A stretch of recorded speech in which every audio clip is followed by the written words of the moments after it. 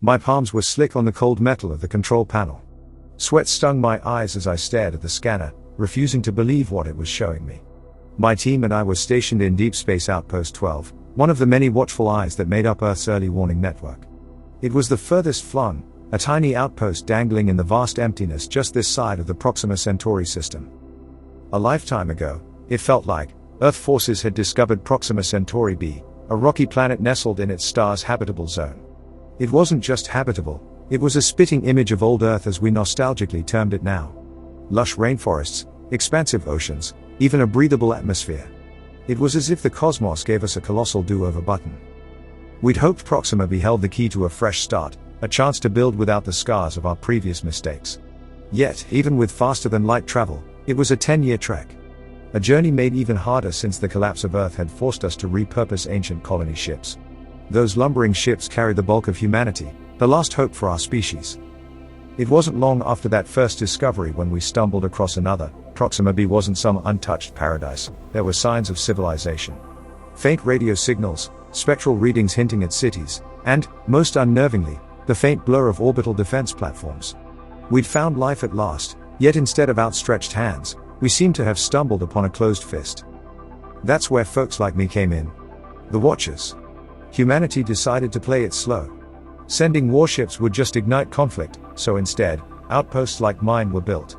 Their mission: observe, learn, and report. We were the tripwire, but also the anthropologist, desperately trying to make sense of our new neighbors. A chill ran through my bones. The screen in front of me blazed red. A massive fleet was exiting FTA on a vector straight for Proxima b. Every ship I scanned was a war vessel, bristling with weapons I couldn't even begin to identify. Alien technology was that far ahead of our own.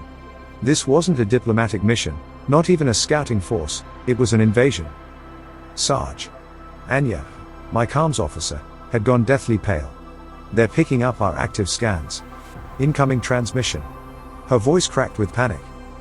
I swallowed hard. My whole life I'd been trained for this day, drilled and prepared. But nothing could ready you for the cold reality of first contact turning hostile. A harsh, grating series of clicks and guttural bursts filled the comm station. My stomach twisted, no translation software could decipher this. Sir, backup scans confirm. At their current speed, my sensor tech, Lin, piped up, his voice tight, they'll reach Proxima b in under 12 hours. 12 hours. Less than that if the invaders jumped to FTA again. Humanity's future, the planet that was our desperate salvation, was about to vanish in a storm of alien fire. We had to warn them, but how? Outpost 12 might have powerful comms arrays, but it wasn't meant for interstellar broadcasts. Pushing our systems to their limit would burn them out, and even then, would the colony ships even hear us above the interstellar noise? A grim certainty settled over me. There wasn't time. If Earth was going to have a chance, the message had to be delivered in person. That meant an FTA jump, something our tiny surveyor ship wasn't designed for. Anya, I need a patch to Earth Command, priority 1. Lin, calculate an FTA jump solution to intercept the closest colony convoy. Max burn, no safety overrides. I barked the orders, a sliver of hope reigniting within me. We might be light years from backup, and our ship a tin can next to the enemy's armada, but we were the only ones in position. Humanity always prided itself on its defiant spirit, maybe now was the time to prove those heroic stories weren't just tall tales. A roar filled the comms channel, the grating alien voice blasting so loud it made my teeth ache. They detected our energy spike, understood it as an act of defiance. I had a feeling these aliens didn't respect defiance, more likely they'd see it as something to crush. Tell command we are code black, I said, my voice steady. Incoming hostiles, Outpost 12 will delay them as long as possible. Project Nightingale is a go. Project Nightingale. A ridiculous name for a desperate gamble. Our old surveyor was loaded with a jury-rigged FTA drive meant for short hops between solar systems. Strapping it to our ship was high risk, a one-way ticket to getting atomized if the exotic tech went critical. But sometimes the only way out was through. Earth Command's response crackled in my ear, curtain tense. Understood Outpost 12. Godspeed. They didn't try to sugarcoat it, they knew our odds were about the same as a snowball's chance in hell. Yet, there was something else in that voice, a hint of pride. We might be small, outgunned, but we wouldn't go down without a fight. Lin, solution locked in? I asked, my heart pounding a frantic rhythm against my ribs. Yes, sir, he choked out, but that drive, it's not stable. Even a perfect jump, there's a high chance of miscalculation. Meaning? I needed it spelled out. Lynn's eyes met mine. Meaning, we might jump clean into a star, an asteroid field, or out of existence entirely. I get it, I cut him off. No time to dwell on the infinite ways to die in the cold vacuum of space. Engage on my mark. Anya's hand hovered over the transmit button. In her eyes swam a mix of terror and unshakable resolve. The rest of my crew reflected the same silent determination. We'd signed up for exploration, not war. But now, the choice wasn't ours to make. The universe brought war to our doorstep, and we'd answer. Message ready for Earth. Awaiting your command, Sarge. I closed my eyes for a single, precious second. I saw my parents' faces, their smiles when I'd gotten my academy acceptance. Remembered the smell of salt and pine from childhood vacations on a coast that didn't exist anymore. When I opened them, I knew exactly what needed to be said. It wasn't some grand speech, nothing history books would bother with, but it was our truth. Tell them we were here. Tell them Outpost 12 held the line. My finger slammed down on the control panel. Mark. The surveyor bucked violently as the mismatched engines roared to life. Alien warships filled our forward view screen, ugly and purposeful against the stark beauty of the starfield. I forced myself to focus on Lynn's navigation feed instead. Each number ticked by agonizingly slowly, a countdown to either the impossible or oblivion. A blinding flash enveloped us, and for a heart-stopping eternity, there was only whiteness. When my vision cleared, my stomach lurched. Lynn hadn't been exaggerating about the miscalculation part. We'd emerged too close, dangerously close, to Proxima Centauri's raging surface. Heat washed over the surveyor in scorching waves, alarms screaming in a cacophony that was the soundtrack to our imminent demise. Anya, that message. Send it now, I shouted above the din. Keep transmitting on a loop, maximum power.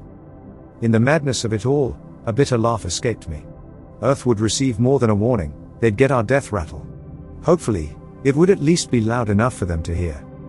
The alien fleet, monstrous and uncaring, finally seemed to register our presence.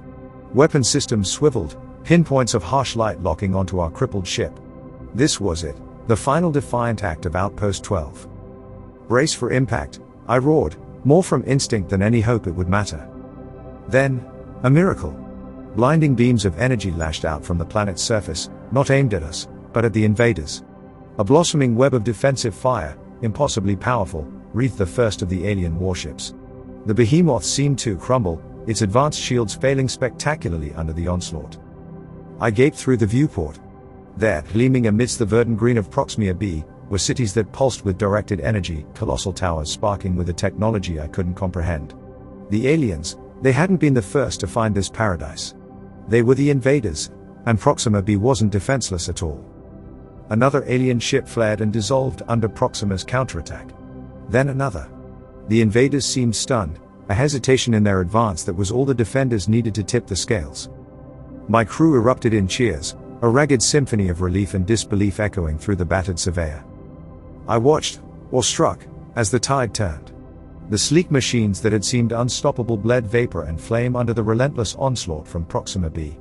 In orbit, dogfights broke out between smaller, astonishingly agile defenders and heavier alien warships. The aliens, those we assumed invincible, seemed to have miscalculated. Wild hope crackled within me. Had we stumbled onto an interstellar conflict? Were the unknown natives of Proxima B the underdogs, somehow holding their own against a vastly superior enemy? Suddenly, a wave of distortion washed over our battered surveyor. The air thrummed with exotic energies as a sliver of space seemed to tear itself open. Through the shimmering rift, a vessel emerged, sleek and ethereal, like an obsidian blade cutting through silk. It wasn't one of the brutal alien warships, this was something else, something majestic. Incoming transmission. Anya's voice cut through my stunned silence. It's not the aliens.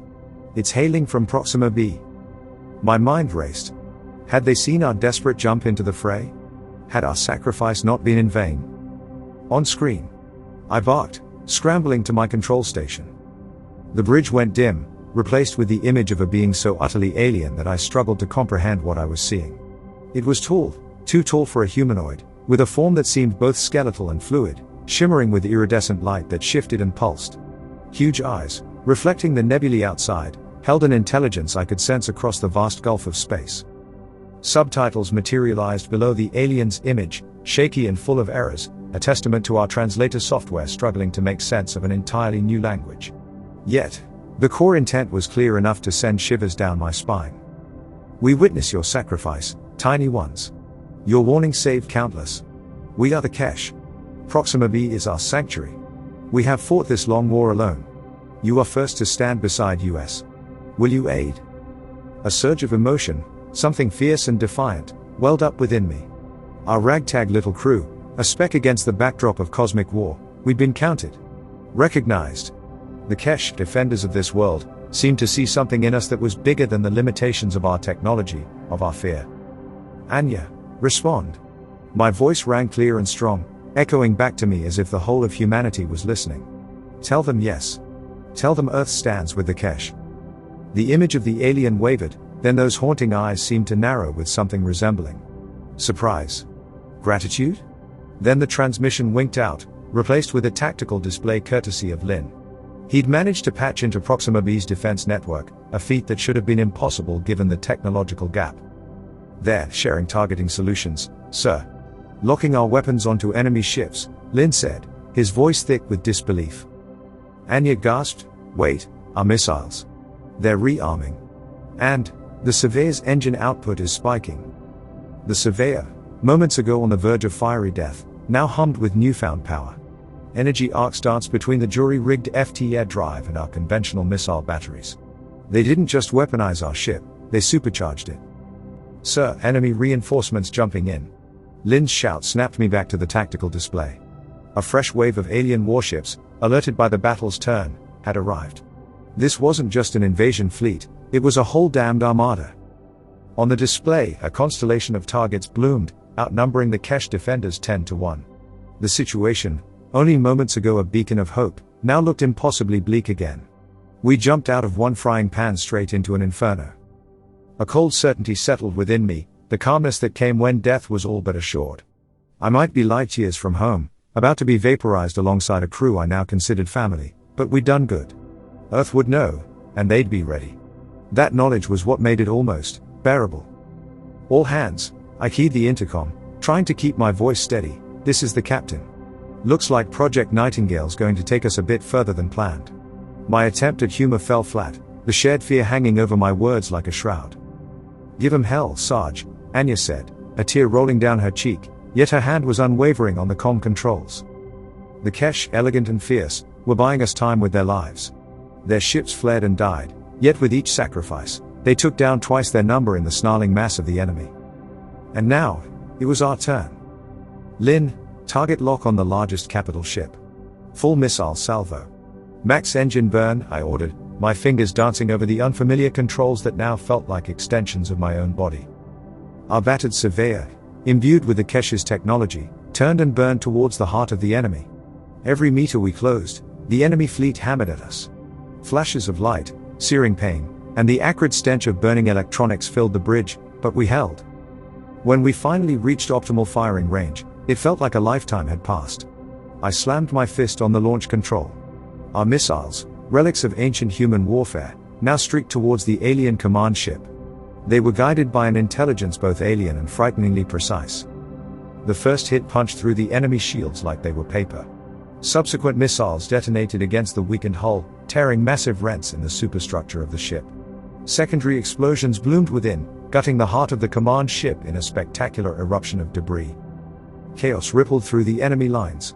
Suddenly, the invaders weren't some unstoppable monolith, we'd wounded them, shown them vulnerable.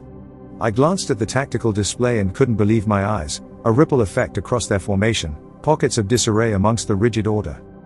Then, from the midst of the burning pyre that had been their command ship, a single word boomed over the comms, heavy with shock and a rage that transcended any need for translation. Retreat. It was the single word the defenders of Proxima B had been longing to hear, and now we were the catalyst. The impossible had happened. The vast, relentless war machine of an armada was breaking formation, scattering. The day was won? Did we just? Anya's voice trailed off, mirroring the stunned disbelief etched on every one of my crew's faces. The alien ships, still vastly outnumbering the Kesh forces, didn't pursue their crippled enemies. Instead, they flickered and vanished in bursts of FTIA energy, leaving behind trails of damaged vessels and an eerie silence.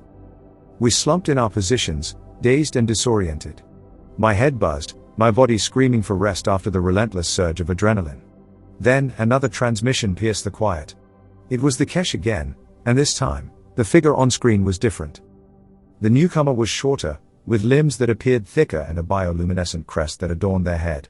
The voice that filtered through the translator held a raw gratitude that cut through our exhaustion. "I am Commander Ishara. Our defenders welcome your warriors. Proxima B is secure, because of you. Small ones, you fought like giants. Now, heal. Proxima B awaits." The bridge erupted in ragged cheers, shouts of triumph cutting through the haze of pain and bewilderment. We did it. We were a recon team in a tin can, one broken ship that should have been a footnote in a war we barely understood. Yet here we were, alive, and amidst the echoes of battle, called something that made my heart swell in my chest: warriors. I closed my eyes for a moment and smiled. I was a long way from home, further than any human had ventured before. My future was as uncertain as that of the courageous Kesh, of the planet we'd helped defend, yet it was a future I now faced with an eagerness that bordered on recklessness. The universe wasn't some sterile chart to be navigated, it was a battlefield, a crucible. Now that humanity had been thrust into this cosmic war, we weren't just going to survive, we were going to fight, to claim our place among the stars. And Proxima B, the world we saved, would be our proving ground. Commander Ishara's promise of healing became a whirlwind tour of a world beyond our wildest dreams. Proxima B wasn't just habitable, it was a shimmering testament to the wonders of alien biochemistry. Forests pulsed with glowing flora, oceans shimmered with iridescent lifeforms, and the Kesh cities were marvels of crystalline bioarchitecture. They were masters of energy manipulation, their technology flowing seamlessly with the rhythms of their vibrant world. As the weeks blurred by, a strange rhythm set in. We weren't just guests anymore. Guided by Ishara, we trained under the Kesh warriors, their nimble combat techniques as foreign to our own as their biology. We learned of star charts unknown to Earth, fragments of a history that stretched back millennia. Most chillingly, we learned about their foe, known only as the Harvesters. These weren't conquerors or colonists, but something far more terrible, a relentless hunger driving them to strip entire star systems bare. The Kesh had become a thorn in their side, the thin line between countless worlds and insatiable consumption. In those moments of shared knowledge, amidst the hum of alien technology healing our wounds, I saw a reflection of ourselves in the Kesh. They, too, once had been oblivious, isolated on their verdant world. Then the Harvesters had come, forcing them into a war they hadn't understood. Sound familiar? One day, as we soared through Proxima B's upper atmosphere piloting one of their manta-like bioships, the tension that had always hummed beneath the surface finally snapped. "You keep looking at us like we're a puzzle," I said, my voice sharp against the wind whipping through the open canopy. To my side, Anya nodded emphatically, her usual boundless curiosity muted. Ishara, piloting the craft with almost unnerving precision, slowly turned to fix her multifaceted eyes on me. "Because you are. We have monitored your kind.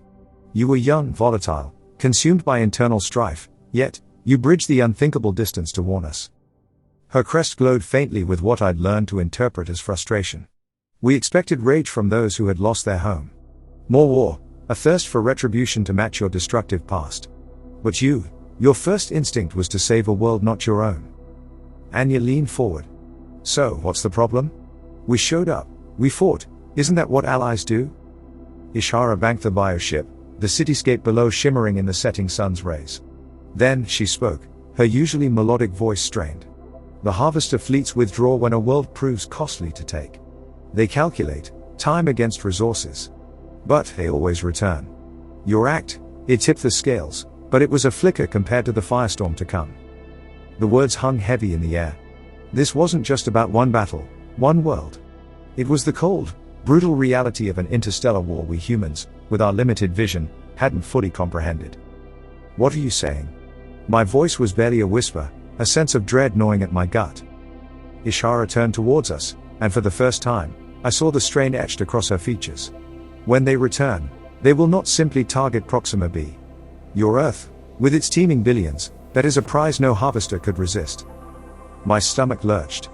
Our victory, a desperate gamble born of hope, had just turned into something far more sinister. We hadn't just saved Proxima B, We'd painted a giant, glowing target on Earth's back. A surge of fury ripped through me, not at the Kesh, but at the cruel calculus of the cosmos. Then, Ishara shocked us again. The Proxima system, it is a choke point on a harvester supply route. They will commit greater forces to crush us, but this might also buy your world time. Time for what? Anya's voice cracked. To build a few more ships? We're outmatched. Ishara's crest pulsated slowly, the only outward sign of the internal struggle painted across her alien face. This knowledge, it will force your people into choices. To unite, or be devoured piecemeal. To become warriors, or victims. She fixed her unnerving gaze on me. Your crew arrived in a ship barely fit for star travel. Yet, you faced oblivion for strangers. Your kind, Captain, you confuse us. But perhaps, you are exactly the wildcard Proxima B needs. It was the ultimate plot twist, a gut punch delivered with the quiet dignity of a species who had seen too many worlds fall. Humanity, the unruly newcomers, weren't just potential allies in a cosmic struggle. With our backs against the wall, we might be forced to evolve into something far greater than the sum of our petty divisions. The Proxima system shimmered below, no longer a place of wonder, but a crucible. This wasn't just Earth's fight anymore, it was our fight, bound to this world and its defenders by spilled blood and a shared desperation. A desperate hope loomed within me, tempered by the harsh light of reality. I squeezed Anya's hand, her response a defiant grin. We might be outmatched, outgunned, and light years from home, but as the Kesh ship swooped towards the descending twilight, I knew one thing for sure, we weren't going down without a hell of a fight. Commander Ishara's promise of healing became a whirlwind tour of a world beyond our wildest dreams. Proxima B wasn't just habitable, it was a shimmering testament to the wonders of alien biochemistry. Forests pulsed with glowing flora, oceans shimmered with iridescent lifeforms, and the Kesh cities were marvels of crystalline bioarchitecture. They were masters of energy manipulation, their technology flowing seamlessly with the rhythms of their vibrant world. As the weeks blurred by, a strange rhythm set in. We weren't just guests anymore. Guided by Ishara, we trained under the Kesh warriors, their nimble combat techniques as foreign to our own as their biology. We learned of star charts unknown to Earth, fragments of a history that stretched back millennia. Most chillingly, we learned about their foe, known only as the Harvesters. These weren't conquerors or colonists, but something far more terrible, a relentless hunger driving them to strip entire star systems bare. The Kesh had become a thorn in their side, the thin line between countless worlds and insatiable consumption. In those moments of shared knowledge, amidst the hum of alien technology healing our wounds, I saw a reflection of ourselves in the Kesh. They, too, once had been oblivious, isolated on their verdant world. Then the Harvesters had come, forcing them into a war they hadn't understood. Sound familiar? One day, as we soared through Proxima B's upper atmosphere piloting one of their Manta-like bioships, the tension that had always hummed beneath the surface finally snapped. You keep looking at us like we're a puzzle, I said, my voice sharp against the wind whipping through the open canopy. To my side, Anya nodded emphatically, her usual boundless curiosity muted. Ishara, piloting the craft with almost unnerving precision, slowly turned to fix her multifaceted eyes on me. Because you are. We have monitored your kind. You were young, volatile, consumed by internal strife, yet, you bridged the unthinkable distance to warn us. Her crest glowed faintly with what I'd learned to interpret as frustration. We expected rage from those who had lost their home. More war, a thirst for retribution to match your destructive past. But your first instinct was to save a world not your own. Anya leaned forward. So, what's the problem? We showed up, we fought, isn't that what allies do? Ishara banked the bioship, the cityscape below shimmering in the setting sun's rays. Then, she spoke, her usually melodic voice strained. The Harvester fleets withdraw when a world proves costly to take. They calculate time against resources. But they always return. Your act, it tipped the scales, but it was a flicker compared to the firestorm to come. The words hung heavy in the air. This wasn't just about one battle, one world. It was the cold, brutal reality of an interstellar war we humans, with our limited vision, hadn't fully comprehended. What are you saying? My voice was barely a whisper, a sense of dread gnawing at my gut. Ishara turned towards us, and for the first time, I saw the strain etched across her features. When they return, they will not simply target Proxima B. Your Earth, with its teeming billions, that is a prize no harvester could resist. My stomach lurched. Our victory, a desperate gamble born of hope, had just turned into something far more sinister. We hadn't just saved Proxima B, we'd painted a giant, glowing target on Earth's back. A surge of fury ripped through me, not at the cache, but at the cruel calculus of the cosmos. Then, Ishara shocked us again. The Proxima system, it is a choke point on a harvester supply route. They will commit greater forces to crush us, but this might also, buy your world time. Time for what? Anya's voice cracked. To build a few more ships? We're outmatched. Ishara's crest pulsated slowly, the only outward sign of the internal struggle painted across her alien face. This knowledge, it will force your people into choices. To unite, or be devoured piecemeal. To become warriors, or victims. She fixed her unnerving gaze on me.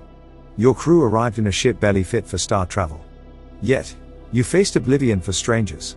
Your kind, Captain, you confuse us. But perhaps, you are exactly the wildcard Proxima B needs. It was the ultimate plot twist, a gut punch delivered with the quiet dignity of a species who had seen too many worlds fall. Humanity, the unruly newcomers, weren't just potential allies in a cosmic struggle. With our backs against the wall, we might be forced to evolve into something far greater than the sum of our petty divisions. The Proxima system shimmered below, no longer a place of wonder, but a crucible. This wasn't just Earth's fight anymore, it was our fight, bound to this world and its defenders by spilled blood and a shared desperation. A desperate hope loomed within me, tempered by the harsh light of reality. I squeezed Anya's hand, her response a defiant grin. We might be outmatched, outgunned, and light years from home, but as the Kesh ship swooped towards the descending twilight, I knew one thing for sure, we weren't going down without a hell of a fight. Months became a whirlwind of adaptation. We weren't just learning to fight alongside the Kesh, we were changing. The same technologies that healed our wounds also subtly altered our physiology. We slept less, moved faster, our senses sharpening in the vibrant environment of Proxima B. Earth felt like a distant, muted memory, our concerns over petty squabbles now impossibly small in the shadow of the harvester's insatiable hunger. Ishara, forever a warrior scholar, hammered home a stark lesson: survival wasn't just about weapons. We dove headfirst into Kesh archives, learning of a galactic history we never suspected. There were the echoes of vanished civilizations, warnings in languages as dead as their creators. Each shattered world was a brutal reminder that raw power wasn't enough against an enemy that consumed everything. You think like hunters on a single mountain, Ishara once chided us, her iridescent crest pulsing in agitation. The harvesters, they think on the scale of galaxies. It forced us to rethink everything. Kesh tactics emphasized speed, precision, striking key targets and vanishing. We, with our plodding ships and earthbound doctrines, were built for brute force confrontations. Lin, bless his inventive mind, was the first to bridge the gap. He became obsessed with the salvaged wreckage from the battle, those burnt-out hulks of harvester ships drifting like monstrous carrion amidst the debris fields. Day and night, he crawled through them, reverse engineering the terrifying power those ships had wielded against us. At first, the Kesh were hesitant, their biotech an extension of their being, not some tool to dissect. We had to convince them, desperate times called for desperate measures. And what was humanity, if not ruthlessly adaptable? Then, one day, Lin burst onto the bridge, eyes alight with a manic energy I hadn't seen since the surveyor's desperate jump. "Captain, you have to see this," he said, shoving a crystalline data shard into my hands. The display sprang to life, and my blood ran cold. It wasn't a translation, but a visual representation of a harvester attack pattern on a star system we didn't recognize. At first, it was random, chaotic, then, an algorithmic elegance revealed itself beneath the carnage. "They don't just harvest," Lin spoke slowly, his words echoing in the stunned silence that had fallen over the bridge. "They program, they terraform entire systems to streamline their consumption." Anya let out a shaky breath. "They don't want planets, they want factory farms." It was the revelation that changed everything. This wasn't war as we knew it, it was an extermination, a reshaping of the universe to optimize the enemy's grotesque agenda. The Kesh, with their elegant warriors and valiant defenses, were swatting at a cosmic hydra. Hope, always a fragile thing in our situation, now felt like a fool's delusion. How did you fight an enemy whose very concept of warfare was something so impossibly vast?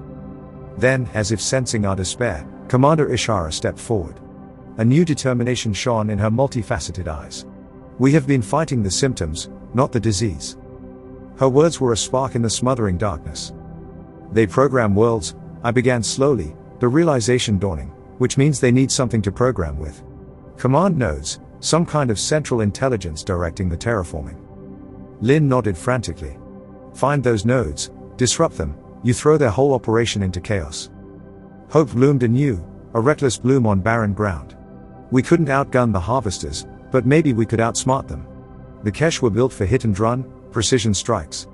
And humans, we were the descendants of species that had tamed fire and split the atom. A desperate, dangerous plan began to coalesce. The work that followed was a symphony of controlled chaos. Kesh bioships were modified, their natural adaptability pushed to the limits of what even Ishara thought possible. Lin's salvage tech, unpredictable and barely understood, was grafted onto their sleek forms like tumors of gleaming metal. It felt blasphemous and exhilarating, this defiance against the natural order. Finally, the day came. A hastily assembled strike force, myself at the helm of a bioship that felt both alive and agonizingly fragile, launched into the void.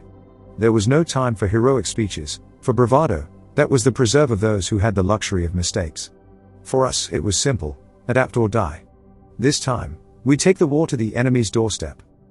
Our destination was a system in the early stages of harvester infestation. Orbit thrummed with their vast, angular constructs, precursors to the bio-horrors that would remake the world below.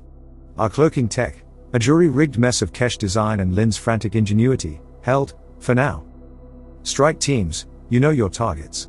Anya, you're my eyes, I barked through the comms, a sheen of sweat coating my skin even in the cool confines of the bioship. Anya's voice responded, crisp and steady. Targets locked. Biospike charges are a go, Godspeed, hunters.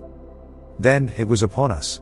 The bioship sliced through the void, not the lumbering hulks of humanity, but silent hunters perfectly at home in the cosmic wilds. Ahead, the harvester constructs were vast and menacing, yet beautiful in their terrible purpose.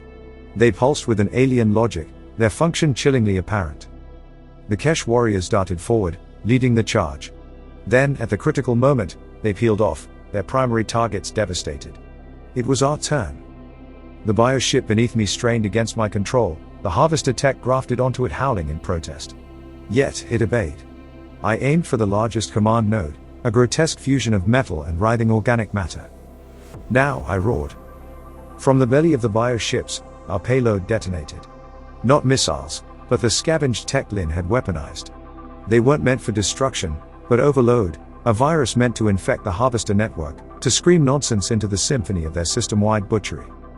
Light flared, brilliant and blinding. My bioship bucked, systems glitching as the pulse washed over us. Around me, the harvester construct spasmed, massive sections going dark as our gamble paid off. We'd struck a nerve. Then, like hornets swarming a disturbed nest, their defense ships converged on us. We'd never outrun them, never outfight them, not this ragtag band of warriors light years from home.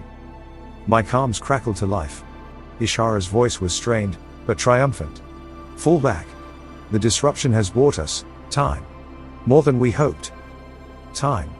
That was all we could ever ask for, a few more breaths before the storm consumed us.